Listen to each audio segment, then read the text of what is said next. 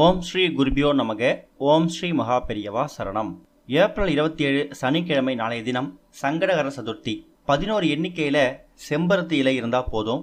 மறக்காமல் இது செய்யறது மூலயமா உங்களுக்கு பணப்பிரச்சனை கடன் பிரச்சனை கூடிய சீக்கிரம் தீர்ந்துடும். முழுமுதற் கடவுள்னு போற்றப்படக்கூடியவர் தான் விநாயகப் பெருமான்.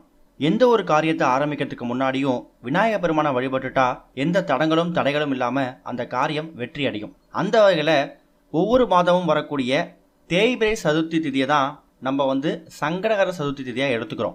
ஒரு மாதமும் வரக்கூடிய சங்கடகர சதுர்த்தி ரொம்ப விசேஷம். நீங்கள் மாதம் முழுக்க விநாயகரை வழிபடலை, சங்கடகர சதுர்த்தி மட்டும்தான் நீங்கள் வழிபட்டீங்கன்னா மாதம் முழுக்க வழிபட்ட பலனை விநாயகர் உங்களுக்கு கொடுப்பார். மற்ற கடவுள்கள் மாதிரி இல்லாமல் ரொம்ப எளிமையான வழிபாட்டை ஏற்றுக்கக்கூடியவர் தான் விநாயகப் பெருமான். மஞ்சள், மாட்டு சாணம், சந்தனம் இப்படி நீங்கள் எந்த வகையில் பிள்ளையாரை பிடிச்சு வச்சாலும் அந்த ரூபத்தில் உங்களுக்கு அருள்பாலிப்பார். அப்படிப்பட்ட சங்கடகர சதுர்த்தி அன்னைக்கு நாம் இப்போ ஒரு வழிபாட்டை பண்ண போகிறோம். இதுக்கு உங்களுக்கு தேவையான பொருள் என்ன அப்படின்னு கேட்டிங்கன்னா, எல்லார் வீடுகள்லையும் ரொம்ப எளிமையாக கிடைக்கக்கூடிய செம்பருத்தி பூ இல்லை செம்பருத்தி இலையை வச்சு தான் பண்ண போகிறோம்.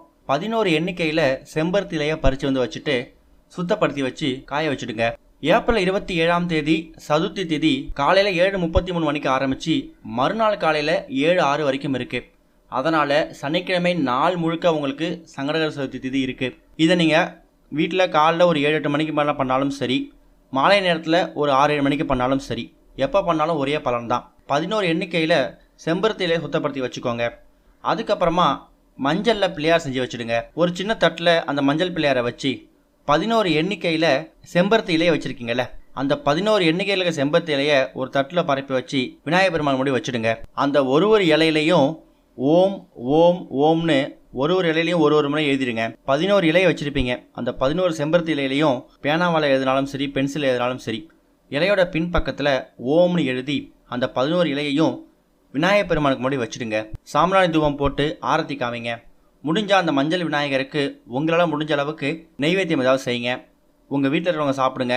அக்கம் பக்கத்தில் இருக்கிற நெய்வேத்தியத்தை கொடுங்க. அந்த செம்பருத்தி இலை ஒரு நாள் முழுக்க உங்கள் வீட்டோட பூஜை அறையில், அதாவது சங்கடகர சதுர்த்தி இரவு முழுக்க வீட்டோட பூஜை அறையில் இருக்கலாம். அந்த மஞ்சள் பிடிச்சி வச்சுருக்கீங்களே விநாயகர், அதை கரைக்காமல் பெண்களும் ஆண்களும் நெத்தியில் திலகமாக இட்டுட்டு வர்றது கூடுதல் சிறப்பு. சங்கடகர சதுர்த்தி அன்னைக்கு பல கோவில்களில் விநாயகருக்கு அபிஷேக ஆராதனை நடக்கும். முடிஞ்சால் உங்கள் கையால் அபிஷேக பொருட்கள் வாங்கி கொடுங்க.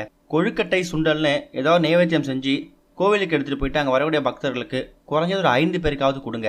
இப்போ செம்பருத்தி இலை பரிகாரம் பார்த்தோம்ல, மறுநாள் காலையில் இந்த செம்பருத்தி இலையை நீங்கள் வீட்டிலாம் வச்சுக்க வேணாம், கால் படாத இடத்த கொண்டு விட்டுருங்க. செம்பருத்தி இலை அப்படிங்கிறது ரொம்ப மகத்துவம் வாய்ந்த ஒரு இலை.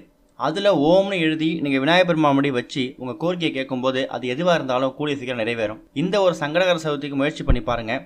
கண்டிப்பாக அடுத்த சங்கடகர சதுர்த்திக்கு நீங்களாவே இந்த பரிகாரத்தை செய்ய ஆரம்பிச்சிடுவீங்க. ஓம் ஸ்ரீ குருபியோ நமக. ஓம் ஸ்ரீ மகா பெரியவா சரணம்.